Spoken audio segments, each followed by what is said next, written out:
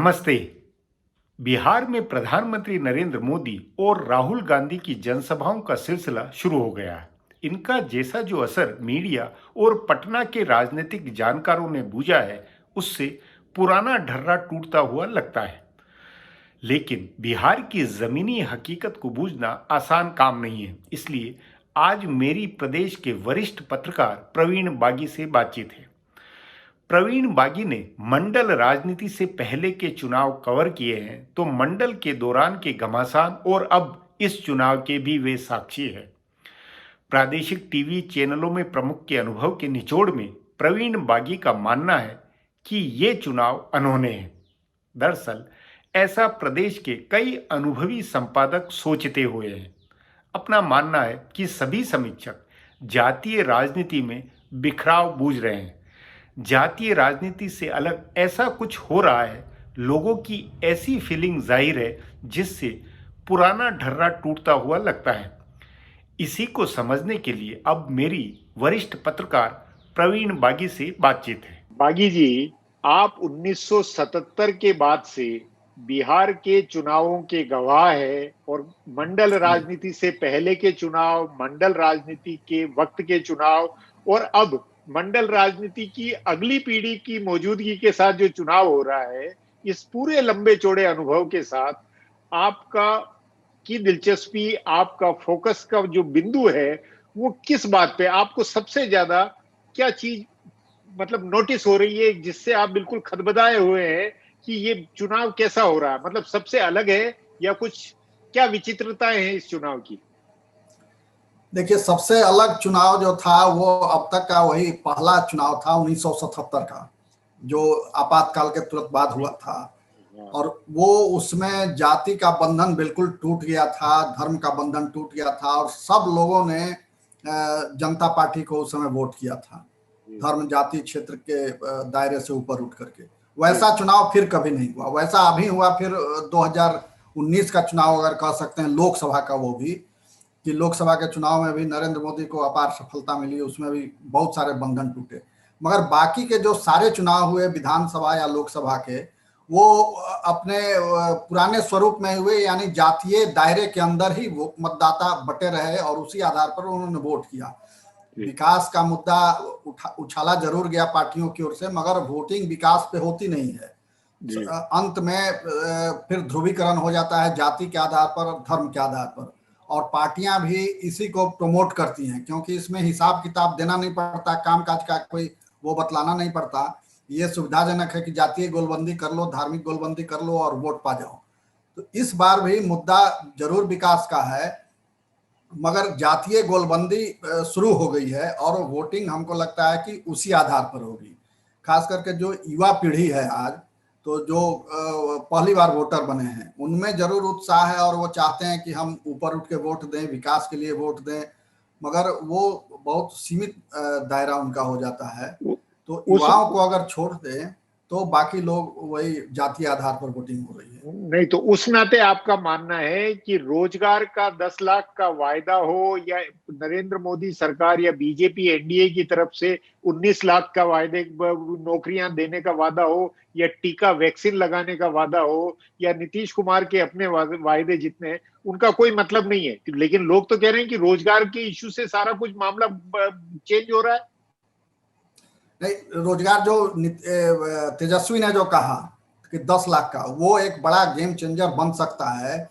और तेजस्वी की सभाओं में इसी वजह से भीड़ भी बहुत उमड़ रही है। बल्कि कई जगह से तो ऐसी खबरें आई हैं कि वहाँ जो एनडीए के बड़े नेता गए, केंद्रीय नेता गए, उससे ज्यादा भीड़ तेजस्वी की सभाओं में आ रही है। ये एनडीए के लिए सबसे बड़ी चिंता का कारण है। और यही वजह है कि एनडीए के बड़े बड़े नेता, केंद्रीय नेता से लेकर के राज्य स्तर के नेता, अब लालू का भय दिखा रहे हैं वोटरों को कि याद करो वो 15 साल क्या थे, कैसे लोग भयभीत रहते थे, कैसे रंगदारी वसूली जाती थी, कैसे व्यापारियों का पलायन हुआ, कैसे डॉक्टरों का बिहार से पलायन हुआ, अपहरण उद्योग कैसे चला था। ये सारी चीजें, यानी आप ये कह सकते हैं कि लालू से शुरू करते हैं और लालू पर ही अंत करते हैं।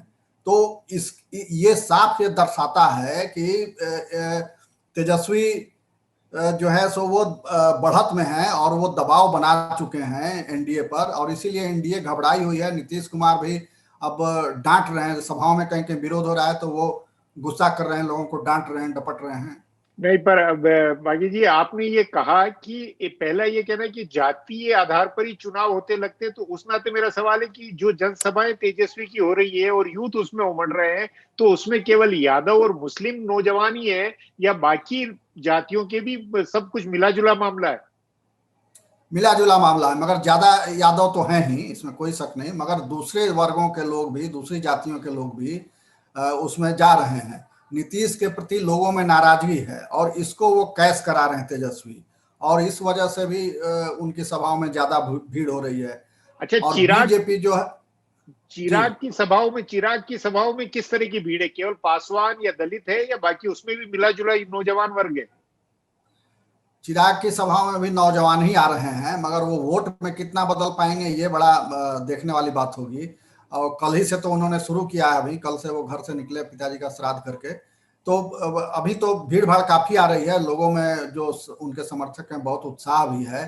मगर जो सर्वे रिपोर्ट आ रही हैं, जो जिलों से खबरें आ रही हैं, उससे नहीं लग रहा कि सीटें बहुत ज्यादा उनको मिल पाएंगी, वो वोट में कन्वर्ट हो पाएगा। आपके अनुसार तमाम चुनावों में 2014 का चुनाव लोकसभा हो, 19 का लोकसभा हो या 1977 का चुनाव हो, और बाकी सारे ये तीन जो अलग अलग, जो बिल्कुल राष्ट्रीय मुद्दों के आधार पर जो चुनाव हुए थे, उस नाते इस महामारी के वक्त में, आर्थिक बदहाली के वक्त से और राष्ट्रीय मुद्दों के चलते हुए कुछ बिल्कुल विधानसभा चुनाव में उलटफेर हो सकती है, या ले देकर अंततः वही जात वाला ही फार्मूला चलेगा? जात वाला और रोजगार वाला, ये दोनों फार्मूला, हमको लगता है कि दोनों फार्मूला चलेगा। जो बुजुर्ग पीढ़ी है वो जातीय आधार पर वोट देगी, नौजवान पीढ़ी है जो बेरोजगार बैठे हुए हैं लोग, या फिर कोरोना के चलते बेरोजगार हो गए हैं, वो जरूर रोजगार के इशू पर वोट करेंगे। मगर अभी 10 दिन का टाइम है, 10 दिन से कम ही समय है, तो वो देखना होगा कि अंत तक जाते जाते क्या प्रभावी मुद्दे बच जाते हैं। और ये जरूर है कि नीतीश कुमार घबराए हुए हैं और तेजस्वी कॉन्फिडेंट हो गए हैं। और दूसरी महत्वपूर्ण बात यह है कि तेजस्वी अकेले चुनाव लड़ रहे हैं, कांग्रेस या कहीं अता पता नहीं है, अभी तक उसकी सभाएं ठीक से नहीं शुरू हो पाई हैं, लोगों को लग भी नहीं रहा कि कांग्रेस क्या कर रही है।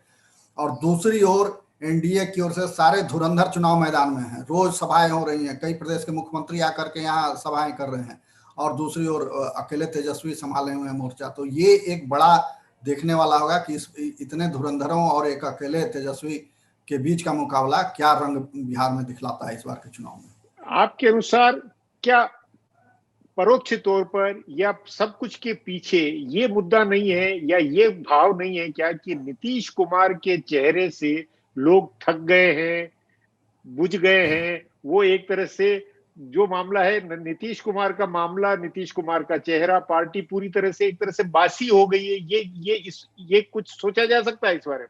ये भाव बिल्कुल है। लोग बदलाव चाह रहे हैं, मगर उनके पास कोई अब बेहतर विकल्प नहीं है, नीतीश कुमार से बेहतर विकल्प नहीं है। और इसीलिए अगर नीतीश कुमार फिर चुने जाते हैं, मुख्यमंत्री बनते हैं, तो समझिए कि ये लाचारी के मुख्यमंत्री होंगे, जनादेश के मुख्यमंत्री ये नहीं होंगे। जनादेश ये चाह रहा है बदलाव, मगर उसके बदल के किसको लाएगा? तो तेजस्वी को।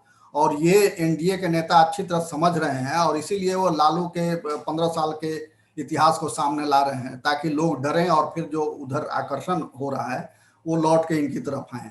और इसमें जरूर तेजस्वी पिछड़ जा रहे हैं, इसमें जरूर भारी पड़ रही है एनडीए, वो पुराने किस्से सुना सुना कर वोट ले रहे हैं। बागी जी, आप इतने साल, 30-40 साल से बिहार के प्रादेशिक टीवी चैनलों के प्रमुख रहे हैं, उसमें रहे हैं, अखबारों का अनुभव है आपको।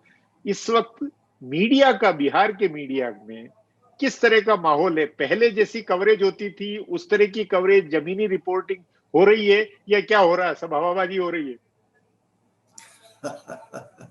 जमीनी रिपोर्टिंग तो हो रही है, मगर पहले के बनिस्बत कम हो रही है। पहले जैसे एकदम धुआंधार रिपोर्टिंग होती थी, तो अखबारों में वैसी रिपोर्टिंग कम हो रही है। चैनलों में थोड़े बहुत कार्यक्रम हो रहे हैं, मगर वो भी पहले से कम हो रहे हैं। तो ग्राउंड रियलिटी जो है वो सही सही मीडिया के माध्यम से पता नहीं चल पा रही है। जब तक आप खुद नहीं घूमेंगे, खुद वहां नहीं जाएंगे, तब तक पता नहीं चल पा रहा है। और मीडिया भी कहिए कि बटा हुआ है। कुछ लोग इस खेमे को प्रमोट कर रहे हैं तो कुछ लोग उस खेमे को प्रमोट कर रहे हैं। ये दिख रहा है, साफ साफ सामने दिखता है, खास करके टीवी चैनलों में। लेकिन आपके अनुसार फिर आपको या बाकी सबको, पॉलिटिकल पार्टी को, इनको, क्या सारे जो पॉलिटिशियन है, उम्मीदवार है, वो सोशल मीडिया पे, व्हाट्सएप से, उसी से फीडबैक, उसी के आधार पर एसेस कर रहे हैं, या वो किस तरह से हालात को, माहौल को कैसे एसेस कर रहे हैं? अपने कार्यकर्ताओं के साथ बातचीत करके उस माध्यम से एसेस कर रहे हैं, फीडबैक ले रहे हैं नीचे से। और दूसरी बात है, एक महत्वपूर्ण बात आपने जो कही कि सोशल मीडिया की भूमिका बहुत बढ़ गई है इस चुनाव में, और हर जिले से सैकड़ों की संख्या में यूट्यूब चैनल चल रहे हैं, स्टेट लेवल से अलग चल रहे हैं, तो इनका महत्व बढ़ गया है। और उम्मीदवार जैसे पहले टीवी पर और अखबारों में प्रचार किया करते थे, उसको विज्ञापन दिया करते थे, तो अब सोशल मीडिया को, खास करके यूट्यूब चैनल को, फेसबुक पर ये ज्यादा वो केंद्रित कर रहे हैं ध्यान, क्योंकि इनकी रीच बहुत ज्यादा है और वो जैसा चाह रहे हैं वैसा प्रचार हो रहा है। तो ये एक नया स्वरूप इस बार के चुनाव में उभर कर आया है कि पहली बार सोशल मीडिया एक प्रभावकारी भूमिका में विज्ञापन के रूप में काम कर रही है। कुल मिलाकर बागी जी, ये इस चुनाव में आप भी फील कर रहे होंगे कि सब कुछ बदल गया, बहुत कुछ बदल गया है। अब चुनाव वो नहीं रहे जो पहले हुआ करते थे। पहले बिल्कुल बिल्कुल चुनाव में बदलाव तो बहुत आया है, और हो सकता है कि मतलब अभी जो स्थिति है उसमें लग रहा है कि बहुत थोड़े से सीटों से हार जीत होगी, ये स्थिति लग रही है। और अगर त्रिशंकु भी हो जाए विधानसभा तो कोई आश्चर्य नहीं। बागी जी, बातचीत को यहीं समाप्त करेंगे। बातचीत के लिए बहुत बहुत धन्यवाद आपको। धन्यवाद। इस बातचीत में आपने जो जाना समझा है, उसके अलावा भी और कई पहलू हैं, उसी को लेकर अब है खुलासा।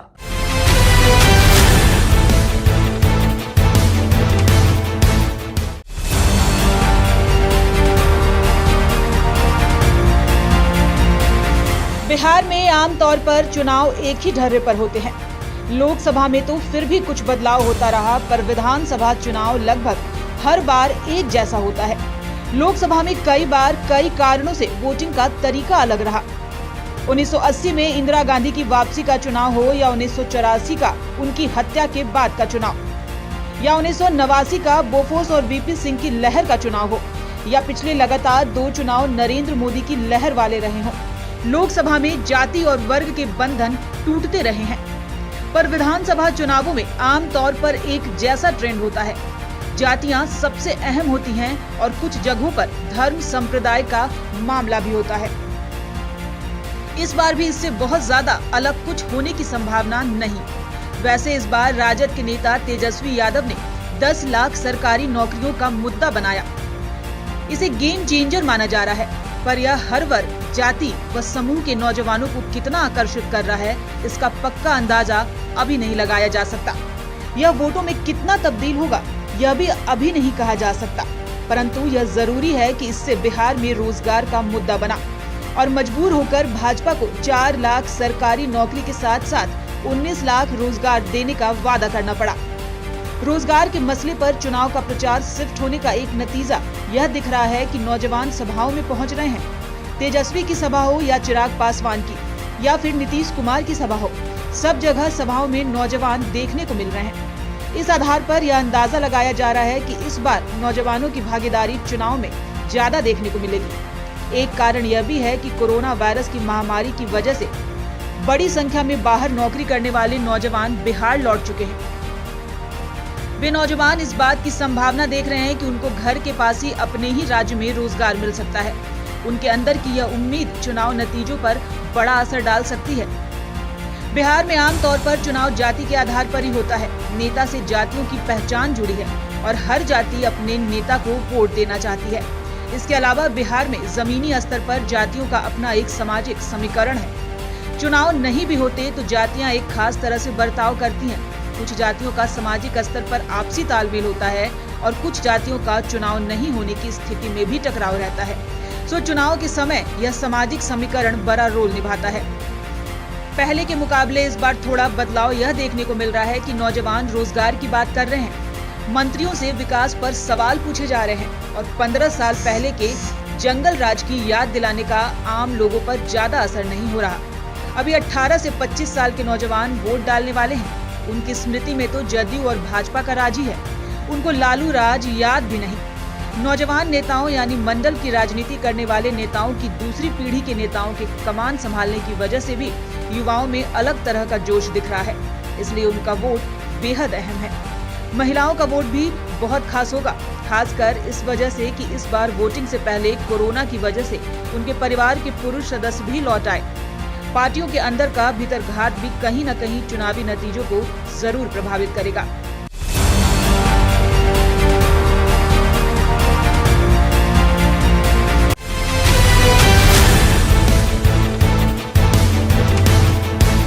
बिहार की चुनावी सुर्खियों, नेताओं के भाषण का सच वह नहीं है जो अखबार, टीवी चैनलों में प्रायोजित अंदाज से पढ़ने को मिल रहा है।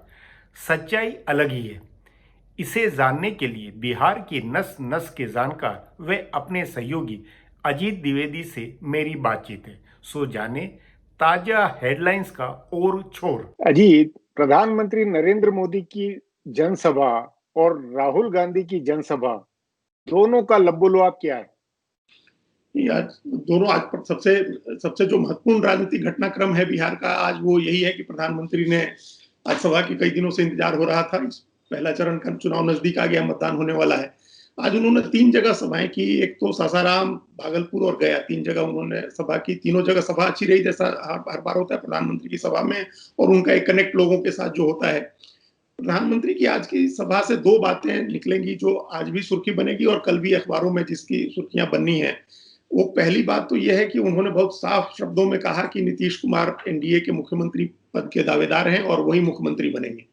तो ये प्रधानमंत्री का कहना जेडीयू के लोगों को बहुत अच्छा लगा होगा। वो कई दिन वो इस बात का इंतजार कर रहे थे कि प्रधानमंत्री आए और ये बात कहें, ताकि जो ग्राउंड लेवल पर या बीजेपी के लोगों को के लोजपा के टिकट से चुनाव लड़ने से जो कंफ्यूजन बना हुआ है, वो कंफ्यूजन दूर हो। तो काफी हद तक प्रधानमंत्री ने आज ये कंफ्यूजन दूर किया कि सरकार एनडीए की बनेगी और सरकार बनेगी तो मुख्यमंत्री नीतीश कुमार होंगे। और दूसरा जो मैसेज प्रधानमंत्री की सभा का था, वो एजेंडे को लेकर के था, मुद्दे को लेकर के था। जो प्रधानमंत्री ने एक तरह से मुद्दा तय किया कि अनुच्छेद 370 बीजेपी का मुद्दा है। बीजेपी के पहले भी कई नेता कह चुके थे, केंद्रीय गृह राज्य मंत्री नित्यानंद राय और गिरिराज सिंह, ये सब लोग कहते रहे थे, लेकिन आज प्रधानमंत्री ने खुद कहा कि हमने 370 खत्म किया और ये जो हमारे खिलाफ लड़ रहे हैं, ये 370 की बहाली की बात करने वाले लोग हैं।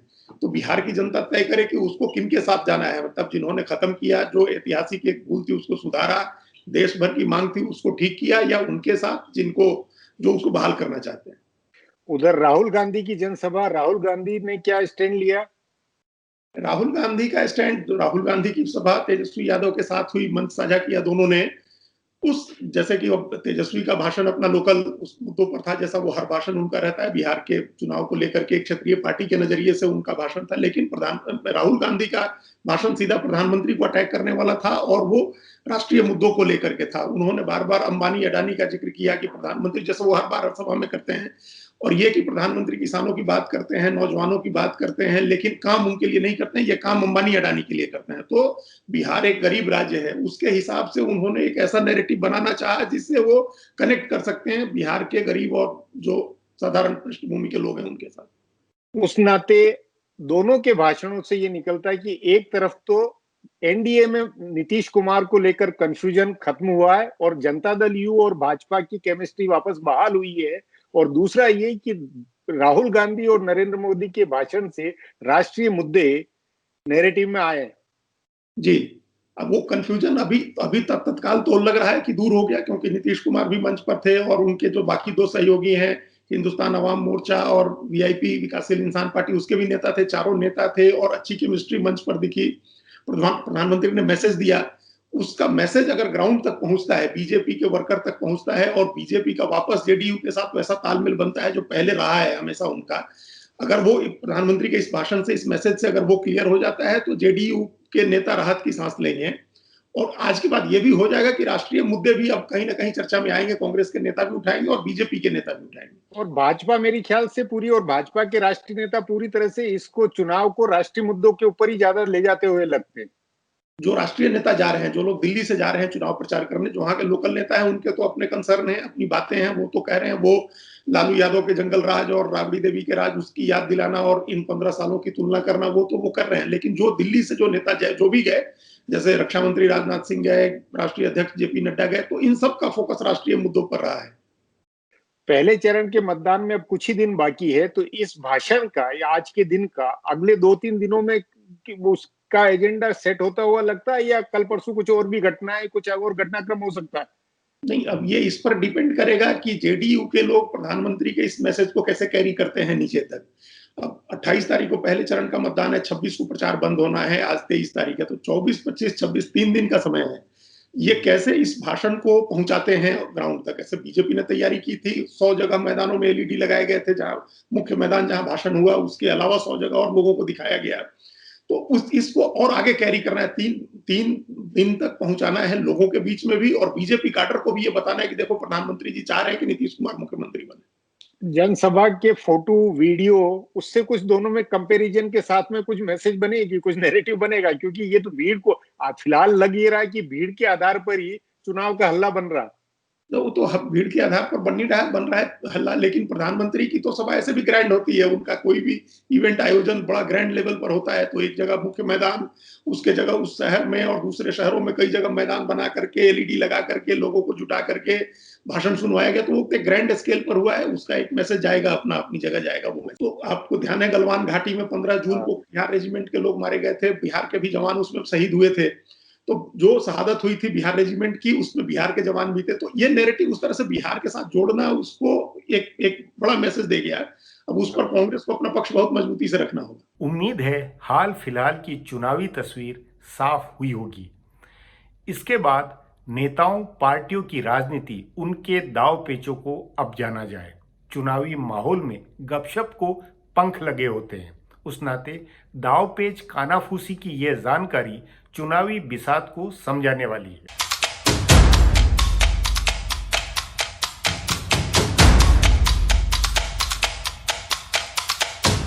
बिहार विधानसभा चुनाव में कमाल हुआ है। पिछले कई चुनाव में पहली बार, या ऐसा कह सकते हैं कि इस सदी के पहले 20 साल में पहली बार इस तरह के एजेंडे पर चुनाव हो रहा है।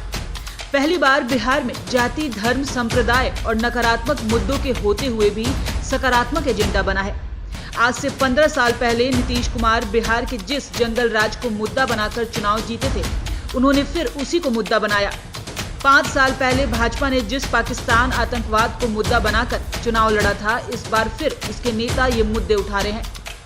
लेकिन हैरानी की बात यह है कि दोनों मुद्दे प्रदेश की जनता को अपील नहीं कर रहे। पहली बार बिहार में रोजगार का मुद्दा बना, वही मुद्दा गांव-गांव में चर्चा का विषय बना हुआ है। राष्ट्रीय जनता दल के नेता तेजस्वी यादव को पता नहीं किसने यह सुझाव दिया कि वे पहली कलम से 10 लाख सरकारी नौकरियों की घोषणा करें। सरकार बनने के बाद वे ऐसा कर पाएंगे या नहीं, यह बात की बात है, लेकिन उन्होंने 10 लाख सरकारी नौकरी की घोषणा की और यह मुद्दा बन गया। यह बिहार के लोगों को अपील कर गया। शुरू में तो भाजपा और जदयू के नेता इसे मजाक समझकर खारिज करते रहे, यह बताते रहे कि 10 लाख लोगों को नौकरी देना संभव ही नहीं। लेकिन जब उनको जमीन से फीडबैक मिली कि लोग इस पर भरोसा कर रहे हैं और चाह रहे हैं कि पार्टियां नौकरी रोजगार की बात करें, तो भाजपा ने फटाफट पैंतरा बदला और 4 लाख सरकारी नौकरियों के साथ साथ 19 लाख रोजगार का वादा कर दिया। सो तय माने कि इस बार बिहार में रोजगार असली मुद्दा है। आम मतदाता इसी पर बात कर रहे हैं। इसका अनिवार्य नतीजा ये है कि अब किसी भी पार्टी के लिए चुनाव को नकारात्मक एजेंडे पर ले जाना संभव नहीं होगा। जदयू के नेताओं को जीत का भरोसा है। पार्टी के एक वरिष्ठ नेता ने अनौपचारिक बातचीत में कहा कि पार्टी को महिलाओं और माले पर भरोसा है। इसका अर्थ समझाते हुए उन्होंने कहा कि बिहार की महिलाएं नीतीश कुमार को वोट करेंगी। उन्हें पिछले 15 साल में जो कुछ हासिल हुआ उसे देखते हुए कोई उनको नहीं समझा सकता कि वे नीतीश कुमार को छोड़े। दूसरी शराबबंदी की चाहे जितनी आलोचना की जाए, पर असल में महिलाएं इससे खुश हैं, इसलिए भी वे जदयू के पक्ष में वोट करेंगी। दूसरी उम्मीद माले से है।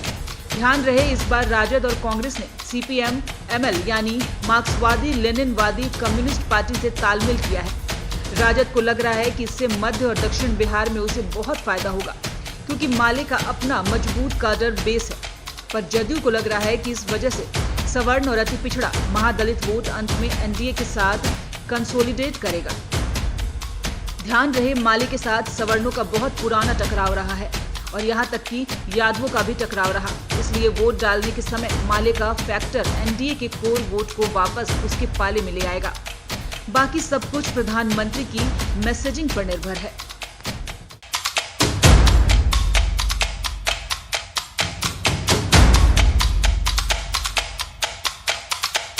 उम्मीद है बिहार की राजनीतिक चेतना में जानने सोचने की कसौटी में यह प्रोग्राम अलग व अच्छा लगा होगा।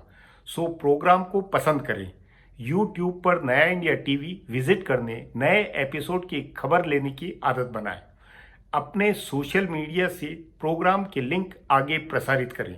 यदि बिहार के सुधी दर्शक बेबाक मगर तटस्थ चुनावी प्रोग्राम को नहीं फैलाएंगे तो कौन फैलाएगा।